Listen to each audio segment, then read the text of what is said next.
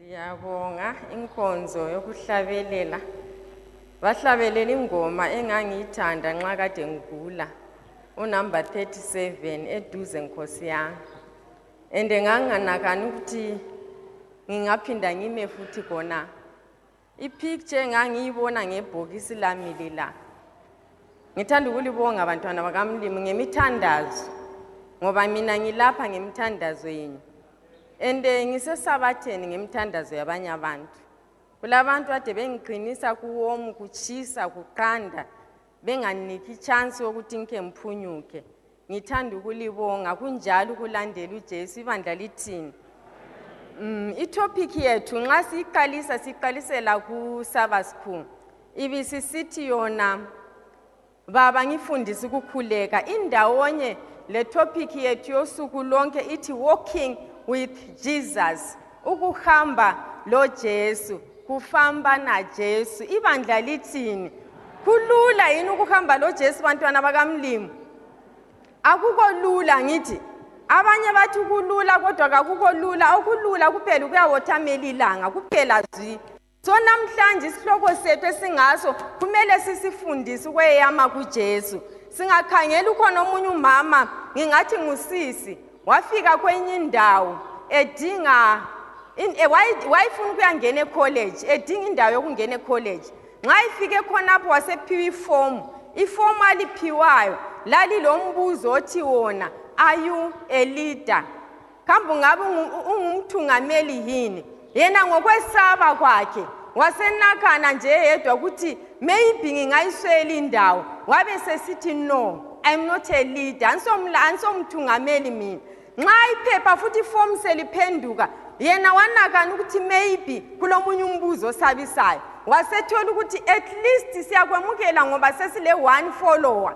So siyakwemukela khona phakathi komhlaba esiphila phakathi kwabo kulabantu kwesinye isikhathi esingathi kumbe 7 billion phakathi kwabo abantu bona labo uNkulunkulu ikingdom yakhe uyadinga ama followers of Christ ukuthi babe khona kuyo yonke indawo loba ngaphi emchoveni endlini udinga nje ukuthi kube le follower of Christ. Kuyini esingakukhangela ukuthi ube ngumlandeli kaJesu? Izinto ezisimple. Abantu bayakhangela izinto ezinzima ezinkulu ukuthi maybe ukuthi ngiyezulwini kudingakala into enkulu. Akulanto enkulu. Into point number 1 okumele sikukhangele nxa ufuna ukuba umlandeli kaJesu ukuba honest. Abantu bayahleka ukuba honest especially kathi silamafoni. Umuntu kumelele town abuza ukuthi ungaphi wena usendlini uthi ngisemchoveni. Ngubani ongenele enhlabathi leyi baba? Ubaba uyabe sesawuthi umama uzathi lichapha athi kumbe ngabantwana. Into elula nje engakusalisa ezulwini. So into kumele siyilandele ngokuthi honest in everything. Nxa silandela futhi kuba humble abantu bayehluleka ukuyehla. Lami nginje kwesinye isikhathi endlini ngiyehlule kuyehla ebantwaneni. Nxa ungakwanisi ukuyehla ngale pho ichurch uzafunda njani ukuyehla? Yikho kwenza sihlale sisilwa njengabalandeli bakaJesu. Even bona Peter bona ngikwabo babe sehlule kuyehla ngikhumbula kwelilanga behamba bephikisana ngubani ozakuba mkhulu nxa uJesu esethethe lo mhlaba esikhiwo nxa isikingdom yakhe isibusa ngubani ozakuba mkhulu. Abanye ababili amadodana kaZebhedi kuthi abagijima kumama wabo bakuthi mama wona ulamazwi ahlelekileyo gijima kuJesu uyeguqa phansi usichelele Jesu nxa suwinile ikingdom yakho yona lo mhlaba ngicela ukuthi mina ngibe ngu-vice president umnawo wami abe ngu-secretary abanye ke ukuba humble kuyasehlula nje abantwana bakaNkulunkulu. Okulandelayo ukuthi ukuze ube ngumlandeli kaJesu ukuba le sacrifice. Kuyadingakala ubunzima esibutholayo ekulandeleni uJesu bidinga isacrifice engazange icatshangwe ngomuntu ongekho uyicabangela ukuthi kwenziwe yimi. Amandla singelawo siyawadinga le decision. Kwesinye isikhathi nxa ungumthaka kaNkulunkulu ungaphangisa ukuba le decision ungazange ucabangisise. Hlala phansi ucabange ubususiba le decision. Okokugcina esiza kukhangela i-prayer and Bible study. Awungeke ube ngumlandeli kaJesu ungelazo lezi zinto. Kwesinye isikhathi nxa ingqondo yakho ungayijwayizanga ukukhuleka uEllen White uthi yena ku Testimonies for the Church volume 2 page 189 uthi yena it is impossible for the soul to flourish while prayer is not a special exercise of the mind. Kunzima ukuthi umphefumulo ukhathaze kwenzeke nje kunzima kakhulu nxa imayindi yakho ungayifundisanga ukukhuleka nxa ungayifundisanga utshona emthandazweni ubutshona Bible study ukhona umuntu ongathatha iBhayibheli engikhaya ayihlala phandle athi ufuna ukubala umntwana segqoza indenda iBhayibheli seligcwele indenda ngoba ingqondo yakhe ayikujwayelanga abantu bangatshela ukuthi tshonana emthandazweni kunzima ngoba ingqondo yakhe kayifundisanga. I still remember lapha ePhelandaba kwakusithi nxa kungu4 kwakusiba lesikhathi seprayer band upastor Sicha wangangisanda ukufika la ngo2006 ulapha uthi yena ngo4 ivoice yakho kayingabi ngeyomuntu emzini ekhaya ezulwini kawuthi wena ungathi baba wethu osezulwini izulu lonke lipay attention ukathi kwenze njani umntwana ukhalela yikho kumele sibe yikho khona njengabalandeli bakaKristu. Okunye okulandelayo Ellen White ofana nayo uthi those who are engaged in service for the master need an experience much higher. Laba bangene emsebenzini kaNkulunkulu kumbe bayama ukuthi babe ngabalandeli bakaJesu kumele babe le experience much higher. Udinga uNkulunkulu ngendlela ongakazidinge ngayo udinga uNkulunkulu much deeper umdinga even njengoJona ephakathi kwesiswini senhlanzi udinga futhi ebroader engeke icabangelo ngomunye umuntu. Yikho kumele sibe ngabalandeli bakaKristu and abanye abantu abangene baba ngabalandeli bakaKristu bayamangala ukuthi kanti abanye abantu baphakanyiswa njani nxa ungumthaka kaNkulunkulu kumele ungahlali kusemlevu nxa ulandela uJesu tshintsha amalevu amaPentecostal atho njalo tshintsha amalevu okukhuleka tshintsha amalevu okwenza every situation kayikuchiye kwesinye isigaba kayibe stepping stone yokuthi uye ekhaya ezulwini. So namhlanje uJesu ofana naye uthi yena I'm the way John 14 verse 6 asoze sibale ngendaba esikhathi I'm the way, the truth and the life. Ngindlela mina ngiyiqiniso lokuphila ofuna ukuya kubaba uqala kimi examination test ibhalelwa kimi bese ngikuhambisa kubaba suphasile awusoze ugijime kubaba ungazange udlule kimi. So namhlanje sizakhangela amadoda angu3 akuluka ngo9 verse 57 kusiya ku62 lawa madoda sizahamba lawo kancane kancane ukhona ozakusibalela verse ngu57 Luke 9 verse 57 kusiya ku62 othi ngibale kancane la ngesikhiwa then ubusuzibalela khonapho ngesindebele uthi yena uJesu. Now it happened as they journeyed on the road that someone said to him, Lord, I will follow you wherever you go. Ngicela umbalele ngesindebele.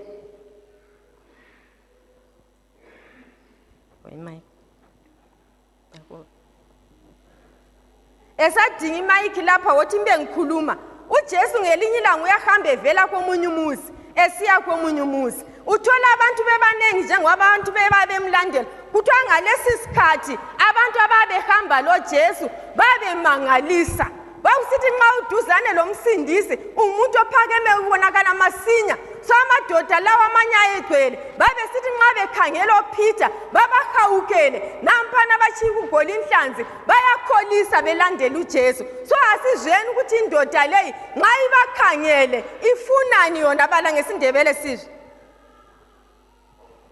verse 57 Luke 9 verse 57 to 62 Kwathi behamba endleleni umuntu othile wathi kuye Niza kukulandela loba kungaphi lapho uya khona. Yamana khonapho indoda le nxa ibabona ithi yona ngiza kulandela loba lapho yakhona kuthiwa uJesu kazange ambize kazange athakazelele ukuphenduka kwakhe kazange abe le ndaba layo uPeter baze bamangala bathi kathi kungane engelandaba laye uJesu wakhangela inhliziyo wabe sesithi indoda leyi iyafisa ukungilandela but okuhluphayo ngaye amadoda lawa engihamba la ngu12 lawa kulabanye ababizwa ukuthi sons of thunder nxa indoda leyi ingabuya ingafangavele babe lolakha laba uzaphume kukholweni kaphinda angilandele. uJesu wasekhangela futhi lo angafelwa lo uzaphunyuka kafanelanga mina wasekhangela futhi uJesu indoda lezayo kulokunya akukhangeleleyo okwalowo mhlaba so mina kangilani laye angilalutho lokumnika lona. uEllen White abesesithi yena ku Desire of Ages page 330 ngangaphambanisa Desire of Ages paging 330 uthi there are many whose hearts are aching under a load of care because they seek to reach the world standard. Baningi abanenhliziyo ezitshisekelayo ukuthi thina sifinyelela lapha ufuna ukuba khona ngale emhlabeni ufuna ukuba khona. So uJesu wasenanzelela le indoda njani ukuthi umphendule sithini kuverse 58. Verse 58. uJesu wathi kuye amakhanka alemlindi lezinyoni zaphezulu zilezidleke kodwa indodana yomuntu kayilayo indawo lapho engaqamelisa khona ikhanda layo. uJesu uthi zwana ndoda ubunyonyo bulemlindi amakhanka alemilindi amahuhu angangena lawo endlini alale ekhabothini umbe phakathi kwe-TV kodwa mina angila ngitsho indawo yokulala angila ngitsho umqamelo wokuqamela wena okukhangeleleyo kimi angilakho mina umbuso wami ngokuya ekhaya ezulwini ngilapho kwesikhatshanyana nxa ucabanga ukuthi siyadlala la wena ufanelanga. Nxa uJesu wayesefile ngikhumbula sefile ngomhla ka-9 April 1945 kwaba amadoda lawa alengiswe ngu7 ngenxa yokulandela uJesu. Phakathi kwawo lawo madoda elengiswa abantu abatsha abathanda ukubala bayayazi le ndaba enazi Germany belengiswa benjalo among them kwakulomunye upastor pastor okuthiwa Dietrich Bonhoeffer. uDietrich wabhalela elinye ibhuku okuthiwa The Cost of the Discipleship. Ibhuku leli phakathi kwalo wasebhala ukuthi abantu abanengi bacabanga ukuthi kulula ukulandela uJesu. Wabebhala futhi ukuthi ngoba bephila phakathi kwe-cheap grace. Wabhala ngayo futhi kakhulu wasesithi cheap grace leyi is the enemy of the church. Why is it the enemy of the church? Ngoba yona ikhangela kuphela ukuthethelelwa kozono kodwa kayilandaba le-discipleship. So ukuphila lo Jesu ukumlandela suku zonke uzibuza ukuthi kathi ufunani ulalela futhi umlandeli kaJesu ngolalelayo obhalayo futhi olandelayo nguMartin Luther ngayibhala futhi ngakho nalokho egcizelela uthi yena a religion that gives nothing vela akula lutho olutholayo it costs nothing it worth nothing suffers nothing akula lutho olutholayo it's a cheap grace. So ukulandela uJesu kufuna isacrifice kufuna idecision engike ngakusho asizweni indoda elandelayo kuverse 59 ukuthi yona ithini wasesithi komunye ngilandela yes kodwa yena wathi Nkosi ngivumela ukuba ngiyembela ubaba kuqala. Yehe uJesu leyani indoda yokuqala kayibizanga lesithule uyayikhangela iphakathi kwabantu bathi abantu abamnanzelele undoda lo uthwele nzima ufelwe ngubaba wakhe ulama problems amaningi kakhulu ufuna ukuyangcwaba ubaba le mali kayikho uJesu abesemnanzelela abesesithi follow me yena abesesithi hayi Jesu ngiyakuzwa ukuthi uthi follow me but insangcwaba ubaba kuthi uJesu waphendula ingani kana ndaba laye abafundi bamangala ukuthi kathi umphendulo kaJesu kungani siba nzima kangaka asizweni ukuthi impendulo kaJesu ithini yona. Balivese landelayo verse 60 kodwa wathi kuye yekela abafileyo bambele abafileyo babo kodwa wena hamba ushumayele umbuso kaNkulunkulu. Go and preach the gospel yekela abafileyo bangcwabane bona bodwa uNkulunkulu wayengathi ukuthi singaye emfeni uJesu wayengathi ukuthi yekelani kwangcwabana but ayikutsho ukuthi uJesu first kala mina ngiyabona ukuthi lama problems awabona ukuthi futhi angahamba engcwaba ubaba wakhe kuzaba le delay uyathi sefika khona ngale athola obunye ubunzima eqeda ukungcwaba ubaba uanti afe eqeda ukungcwaba uanti umntwana wele emanzini eqeda khonokho kube sokumkhulela angibi laye embusweni. So wasesithi follow me go and preach the gospel. Bakhona abantu khona apha esiphila labo abanye silabo ebandleni ababhabhathizwanga banemithwalo suitcase bathwele amagonyethe namadrum ekhanda akula muntu omnanzelelayo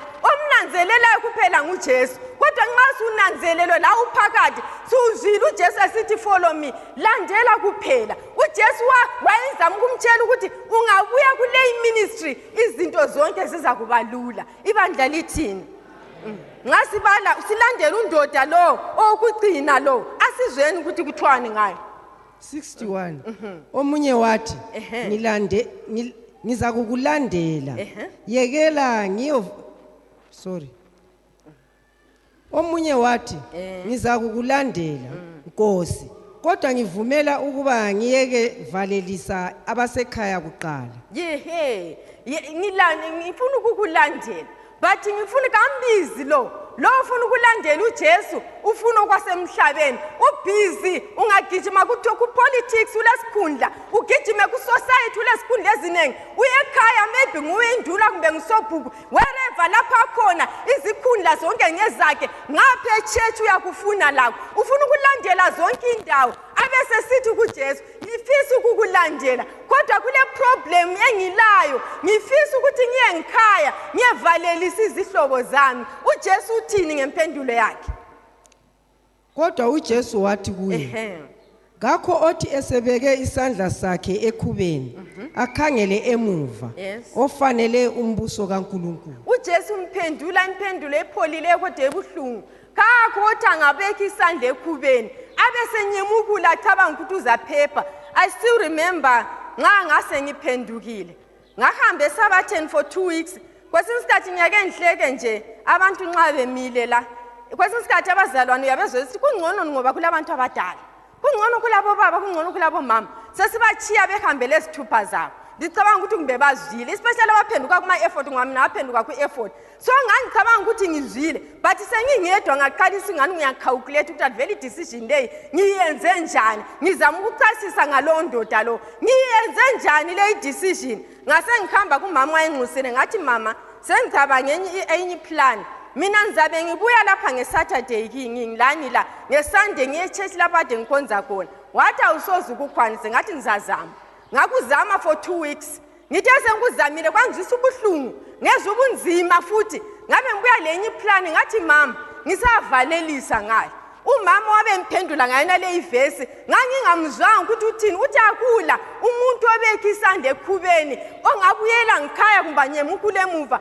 ofit for the kingdom of God kuthi ukuthi wena uko fit awuzanga wena so mina ngangani ngezwe ubuhlungu ngase ngihamba kwakuyimande ngabe ngihamba komfundisi ngathola nje bazi nathela ithiya wejiyileyo lo shepherdess ngahlala lami esofeni khonapho ithijile bana so ngathi ngingena sasiyenze enye program last Sunday AI powerful bahle bangibuka Mrs Ndlovu siyabonga iprogram it was so powerful bangibuka kakhulu mina ngibuye le ndaba ezinzima bona bangibuka bangibuka kakhulu bangibuka umama uShepherdess wathi le inform yakho ibikufanele wayithungisa ngaphi sihambe sonke ngaswela manje ukuthi kungenze njani ngabe ngisiba down umama wabembuza kathi kule problem Mrs Ndlovu ngathi mama ngase ngikhuluma indaba engilandile uthi hayi mina sengithola iqiniso ngabalandisela iqiniso ukuthi lithole njani ngilitshela ukuthi babe nathi thise yafini ngizama ukuchasisa ngalo ndoda lo uShepherdess wabethatha ithi yakhe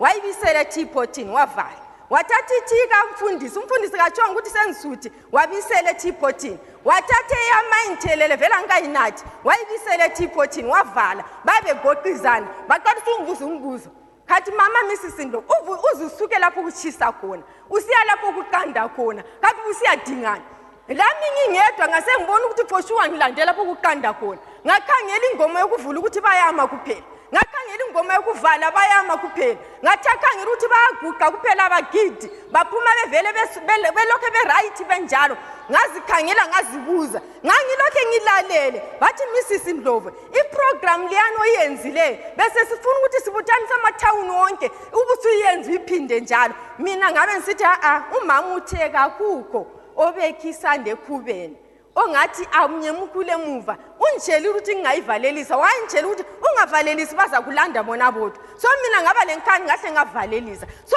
undoda lo uJesu nxa imkhangele wabona ukuthi angavela buyele ngibo bazafika abangibo khona ngale bathi kanti decision oyithethe njani njengomuntu ongazaziyo ongakwanisa ukukhetha idecision ongakwanisa uba le decision eright undoda lo wayizaphinda abalandele njengoba mina ngase ngizwela abafundisi bami ukuthi shuwa kathi vele ngiyenzeni nje wase ngibahawulisa kangaka so ngezinye indlela akula muntu obeka isandla ekhubeni ongaphinda abuyele njalo ngizama ukuthi bathandekayo banengi abachiya izinto labo Peter labo bachiya ukugoli inhlanzi babe besithi bona ngelinye ilanga ngabe hamba lo Jesu kuMatthew 19 verse ngu27 uPeter uyabuza umbuzo abese sithi Jesu thina sichiye konke pho sizazuzani kuyini osithembise khona uJesu wathi kukhona enithembise khona kubekelani phambili qinisela ku baba yezeni napakati kwe ziphithiphithi idwala kuphela elinamandla ekulweni nesitha asikhangeleni uJesu sacrifice ayenzayo ngake ngazibuza ngedwa ukuthi kathi uMaria wayile how many years nga uJesu izulu lonke labuya livele ezulwini lahlala esiswini for 9 months lithwele ngumntwana omncane ngazibuza kahle kahle ngazi ukhona okwazi ukuthi uMaria wayile how many years isacrifice yayenziwa futhi nguJesu ngekuba isiwula ukuphila emhlabeni uyinhlekisa uhlekwa ngabantu olanda kuzobafela lokufa kwakhe kwaba ikufa kwesiwula even ungakhangela ukuzalwa kwakhe kazalelwanga endaweni enhle yikho ephendula undoda lowana wasesithi ungcono wena le ndawo yokuhlala kodwa indodana yomuntu wona umkamelo kayilawo ingalala enthabeni ikhuleka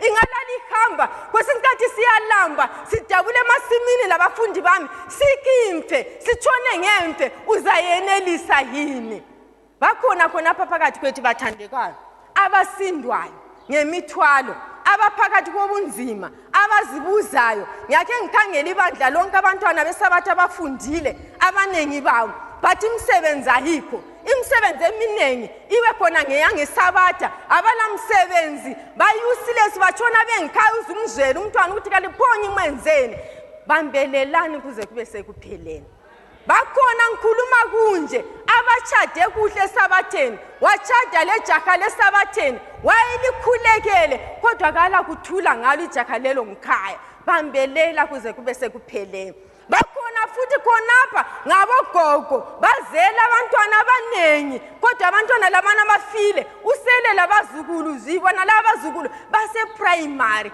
bambelela kuze kube sekupheleni endasukani kwazi ukuthi nxa siphila ku society ngikhumbula ngigula ezami isihlobo zabe yazazo ngibuza ukuthi kathi manje uJesu wakho unga nxa ulela uyahlupheka suchaye stroke ungaphi uJesu wakho otshona usigaja ngaye and lawa sometimes uzabona ngekho kodwa bambelela kuze kube sekupheleni uJesu ukhona bathandekayo ngansi emaphethelweni ngiyazidinga ngizibuza ukuthi kathi indoda le ijaha leli kumbe ngumuntu onjani kumbe ngonganani owabhala ingoma 195 bensithi ngizakudinga nje ingoma 195 ngiyayithanda le ingoma kakhulu esingadinga nkulu baye abathwana bakamlimo ngamandla ukuthi siyenelisa ukuma ijaha leli ngalibhala kumbe ngubaba kumbe ngubani uyabhala ingoma u195 ibisisithi yona ngiyawufuna lo mlilo wabangcwele basendulo wabaqondisa ezulwini belesibindi enkosini lathi siyasidinga bazalwane leso sibindi abesesithi kuvesi ngu2 ngiyayithanda ngesishona athi uriphiko moya tenzi wakashingisa Abrahama wakaphalisa Paulo wakampa simba redenga abesesithi kuvesi ngu3 amandla ayeku Elijah amenza wagijima 40 days and 40 nights lathi siyawadinga njengabantwana bakamlimo asaphela yini inkosi namhlanje asesekhona yini wona lawana khazimulisa imosi esehle enthabeni kathi kungani lathi singakhazimulisi phuma khona phechurch sawadinga lawo mandla abesesithi amandla anikuJobu kubekezela lathi siyawadinga njengemasabatha amandla okubekezela njengabalandeli bakaKristu ekucine nabe sesithi inkosi khumbule endulo phinda uthele umsa wakho nxa sizibhekise kuwe thela umoya wakho ingcwele ngizacela abahlabelisi basihlabelele kancane le ingoma behlezi phansi kulabantu abadangeleyo akulula abantwana bakamlimo mhlana ngitshela abantu ukuthi ukukhonzisa abatha uyageziseka ube muhle udlula phakathi kwama challenges ungakhanyi abantu bakuhawukela ukuthi ngayimi kodwa phakathi kwama challenges kulabantwana khona lapha abalabazali abangakhonziyo bathwele nzima khona abanye bakhona babuyeli kulunch kambuza kuya ngaphi angapheka yini ngeFriday akuvumi kulabantu khona apha esiphila phakathi kwabo abasandi kuphenduka imibuzo ikhona izinto zonke sezimile imali simile akusahambi ngabalandeli bakaKristu labo qiniselani kuze kube sekupheleni nxa ikhona onjalo omdingayo uJesu lami ngithe ngilele phansi ngazibuza ngathi kathi Jesu ngaphi wangibizela ukuhlupheka wangibizela kuba inhlekisa wangibizela ukuthi ngikhulunya ngabantu ngimenyezelwe everyday church ukuthi ubabheni ulele phansi kanti ungaphi bakhona abamdingayo uJesu abanjengami ngicela ukuthi usukume ume ngezinyawo uyenza idecision oyazi abamdingayo njengami ngamalungu ebandla nothi abafuna ukubhabhathizwa but abathwele nzima abangabalandeli bakaKristu ba honest in everything nxa ekhona onjalo ngicela phakame ngezinyawo sibe nomthandazo oqhakathekileyo nxa ekhona omdingayo njengami nxa uchisekela ukumdinga nxa uthi mina vele umphefumulo wami kumbe ingqondo yami angijwayezanga ukukhuleka ngiyafisa but imdumo ekhona lama challenges akhona angenza ngiyehluleke ngiyafisa abanye ngikhuluma kunje bayagula khona amaphilisi kawakho ama doctors ayastrike izinto zonke zinzima eZimbabwe silizwisisa ngcono iBhayibheli ekucineni kwakho konke bantwana bakaMlimi uJesu uyeza nguye yedwa oza kusikhulula phakathi kokuhlupheka okunje phakathi kokukhathazeka okunje nguJesu kuphela isandla sakhe nxa ungamdinga uzamthola uJesu